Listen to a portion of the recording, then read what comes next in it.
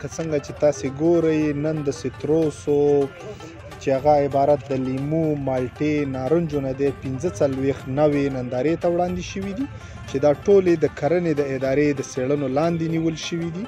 سیتروس د ننګرهار یو ستراتیجیک نبات دی او د ټول هیواد په سطحه باندې دلته تولیدات لوړ دي، کیفیت یې ښه دی. نو د کرنې ادارې لرلید دا دی چې په دې باندې ډېر کار وکړي.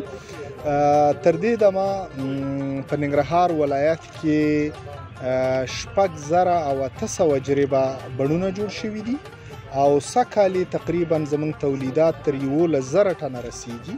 ولې دغه کفایت نه کوي؟ لا هم موږ 1,80,000 یعنی 180,000 ټنه واردات لرو.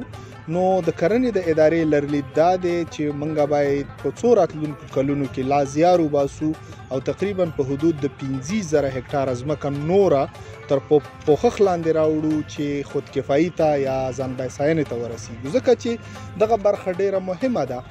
تقریبا زمونږ د جی ډي پی نه یا زمونږ د ملي اقتصاد نه 100 میلیونه ډالر یوازې په سیتروسو باندې د هیواد نه بیرون ته وځي او د هغې په مقابل کې سیتروس واردېږي.